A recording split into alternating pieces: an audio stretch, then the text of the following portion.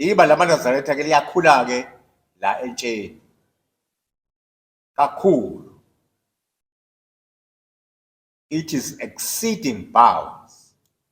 Angikholwa ukuthi khona inkolo enezingane ezihlangene kuma-tertiary institutions njengale UbuNazaretha evuselelwe uShembe ngo-1910. Washumayela eKZN, kwakhona ibandla amabandla kanjalo, kwazi kwaqaphakela ngala naseGoli. KZN yonke-ke yona-ke enamathempeli amaningi la kuyi-stronghold ngoba uShembe uqale khona. Mase ngibale nje iCape Town nayo isingenile, iFree State ingenile, iGoli ingenile, iLimpopo ingenile, iMpumalanga nayo ingenile. Liyanda ibandla kakhulu. Ngonyaka odlule ngoJulayi sibhabhadisa abantu abawu-10,600 in 6 days. Usiyabona ukuthi-ke basuthiwa udweba igraph yabantu abaphendukayo. Ifananise negraph yani i-exponential graph esuke ezansi vele ibe parallel to the y-axis ebheke phezulu.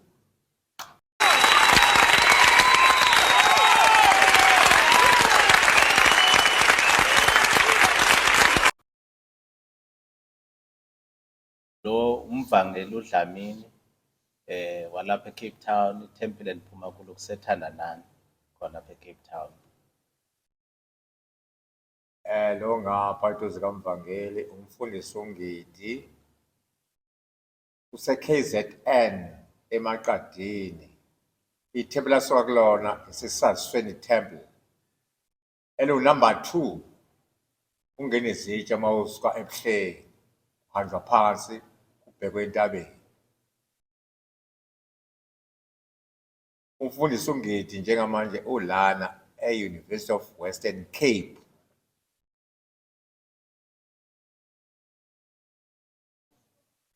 NaTeSA, National Chairperson, uhlabisa. Bona ngishaya ithikithi le-Airbus esuka eDurban International Airport right to Cape Town International Airport. Ngase ngihlangabezwa omunye welunga le-NaTeSA okhona khona la.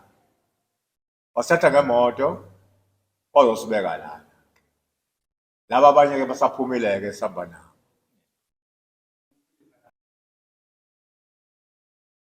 Khona isuka nabo eKZN. Usihlalo jikelele weNaTeSA eSouth Africa as a whole. Hayi, mina ngizozimasa. Ngingowalapha ekhaya eCape Town. Kusho ukuthi makukho into eyenzakalayo eCape Town, ndiye ngithande ukuthi nibonakale ngoba ngibona kuyinhlahla enkulu ukusuka kwabantu abakhulu kangaka, umfundisi wenkosi nosihlalo besiza eCape Town. Lonto ichaza ukukhula kobuNazaretha kwelizwe. Kusho ukuthi inhlansi yobuNazaretha iyabonakala ukuthi bungakhula kwelizwe, especially kwintsha babusenza kakhulu.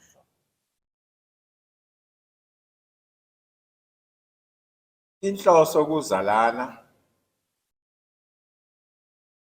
ukuzovula ama-BECs kulama university akhona la. Ngokuthi ngibe isikhulumi sosuku. Ngindlale inkolo yobuNazaretha njengoba injalo. Kubafundi bakhona la. Uma benemibuzo bayibuze imibuzo. Bese ngiyayiphendula imibuzo. Ngoba mina njengomfundisi uNgidi angiphendukanga mina.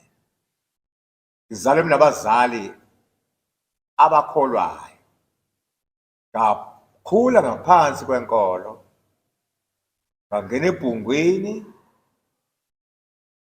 ngaba yinsizwa, ngagana. Nginey'ngane, nazo yifundile futhi. Eyokuqala iyintombazane,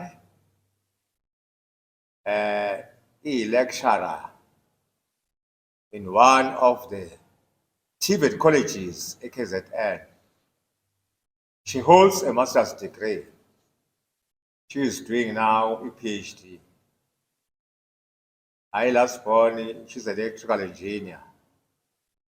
Befunde eMangosuthu, baphasa kahle bobabili. Nginey'ngane ezisihlanu, abafana abathathu, amantombazane amabili. Kodwa oyedwa kwafana amseke emhlabeni, uhambe emhlabeni ngo-2019. I'm left with 4 progenies. Umfana oqala uthisha, omunye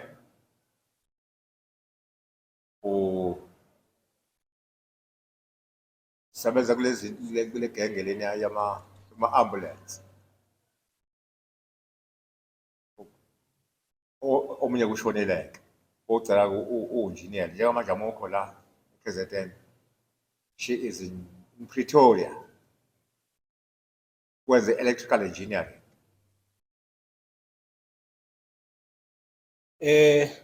Dimenyiwe ngabantwana kune launch kusasa UCT. Nami ke ndithemba ndize ndizobonakalisa inkxaso kubantwana balapha eCape Town mabesenza into enkulu kangaka enhle nezosiza ngokobuNazaretha, ngoba uNazaretha buseyindlala kwelizwe lethu.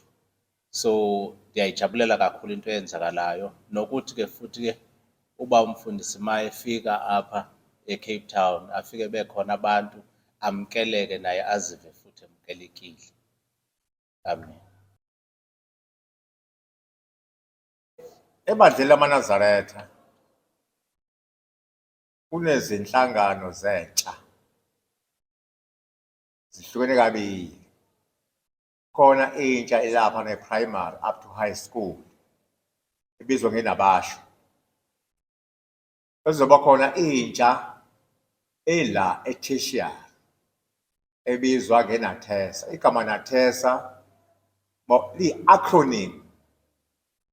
Mawuchaza uthi u-NA umele uNazareth, u-TE umele utertiary, u-SA Students Association, Nazareth Tertiary Students Association. Yilaba kabalana ke ezikhungo zemfundo ephakeme. iKZN ke sinama branches maningi. At present njengamanje sinama branches eSouth Africa awu-22. Ngoba sizelana ke kuzokwanda ama branches. Ngigcina kulontsha eWater Sisulu University ngo-2017. Kwasengena i-COVID ke kwathiwa sihlale emakhaya bona singanyakazi.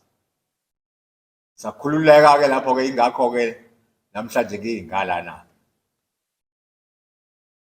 Bona bazongitshela ukuthi ke mangaka ama-tertiary institutions azohlangana bazokhetha isenta la ngizobeka khona speech, chaze ngenkolo esikuyo ukuthi iyini imi kanjani. Nongazi agcine esazi, noba engayiboni kahle agcine sayibona kahle. Nosenothando abese aphenduka khona, ngoba inkolo ehlukile moyiba ngesingisi, it's a unique religion, unparalleled. Thank you.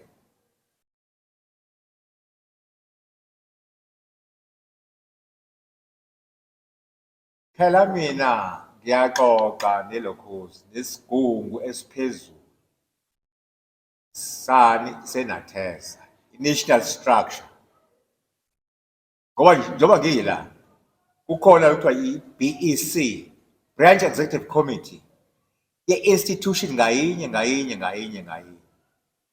Bese mhlawumbe bonke labo sebekhetha-ke i-national structure yabo.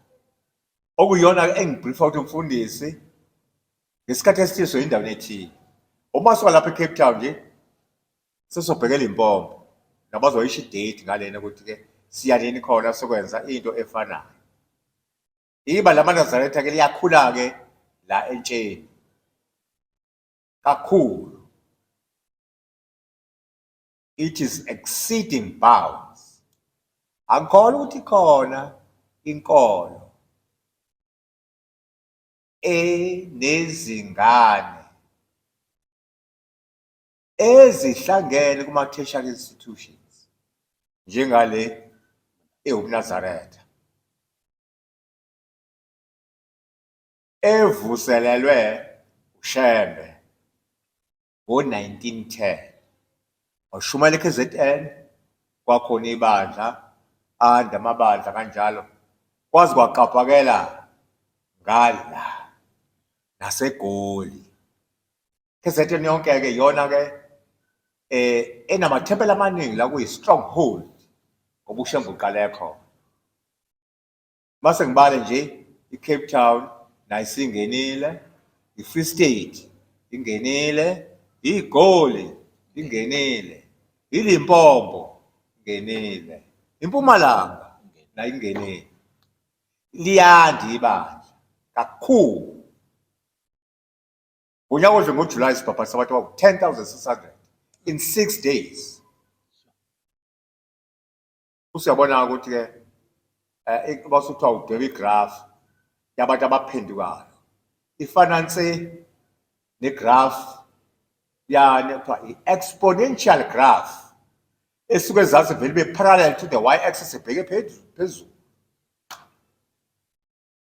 Yabo.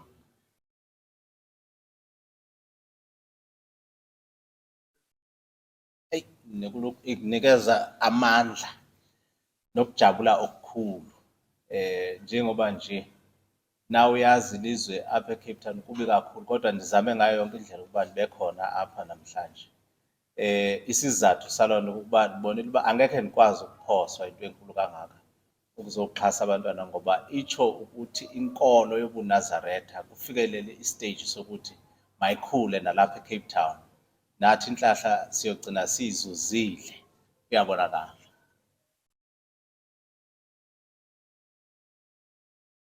UbuNazaretha inkolo endala emhlabeni. I-Roman Catholic Church ihlubuke ebuNazarethini.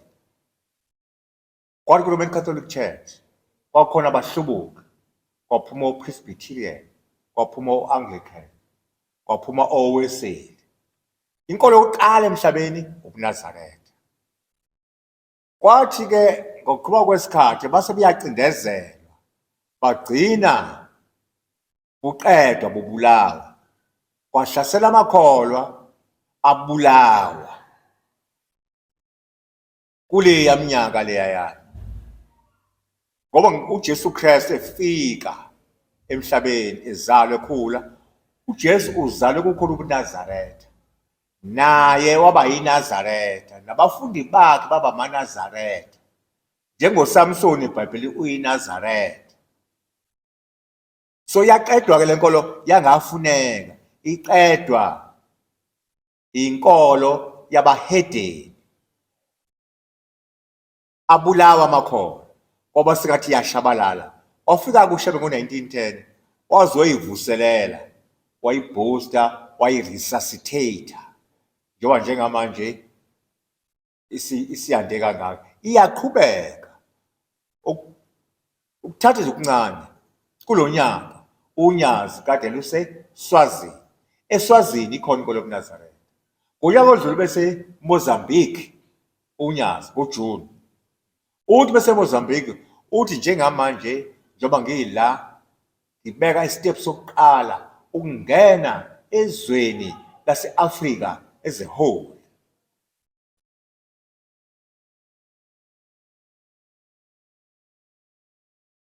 Ikhomba ukuthi silandela ungqo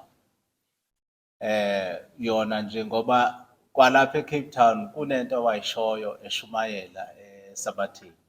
ECape Town bungekho umzi kaShembe. Bengekho futhi nento esingathi siyakhomba sinenximo. Futhi besingacabanga ukuthi ingenzeka lonto kwelizwe. Kodwa ngomlomo walo uNyazi Lwezulu lathi abantu balapha eCape Town bayandithanda. Bazondikhangelela indawo noba yifama, iplazi. Ngiyobe ndinabo abanelizwe lichoyo wathi ngiyobe ndinabo bazoyithola. Akuphelanga ngisho 3 months sayithola indawo. Njengoba sibhizi sisakha nje plazini uthi ukuthi silandele ungqondo. Akakhuluma manga. Uku-eda kumvangeli njoba luthe uNyazi Lwezulu la kade ngisesicathulweni ngiqala phansi kubhozo. Khuphuka naye. Ingakho ke mina sengilana. Ukuzolontsha manje ini NaTeSA kuma institutions of higher learning. Ukuthi kulezi khungu zemfundo ephakeme babe khona abantwana abangamaNazaretha. UbuNazaretha eCape Town. Njoba usisithe nje ubukhulu yonke indawo.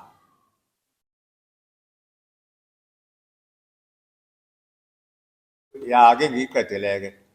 Enkolo yobuNazaretha asinayo iTrinity. Sine Trinity. Uthathe lapho lokhu na. Vulishabelo sakho. Chapter 73 verse 1. Ngiyakholwa kuyise onamandla onke. Kumdalo wezulu nomhlaba nakumoya oyingcwele. Uyise onamandla onke, umdalo wezulu nomhlaba umuntu oyedwa lo. Nakumoya oyingcwele somuntu wesibili. So that is Trinity. Ngiqhubeke. Asibuki ihlabelele khona kulesi sihlabelo sakithi. Sinamaculo awu-242. Nemthandazo emithathu. Ake semseke i-science of numbers lokuthiwa yini i-numerology. Sithatha 242 simhlakaza. Sithi 2 plus 4 kuzophuma u6. 6 plus 2 kuphuma bani u8. 8 plus 3 wemthandazo ekhona okuvuka ukulala wesabo kuzophuma bani u11. Uthatha u11 uthi 1 plus 1 kuzophuma u2. Isenethi.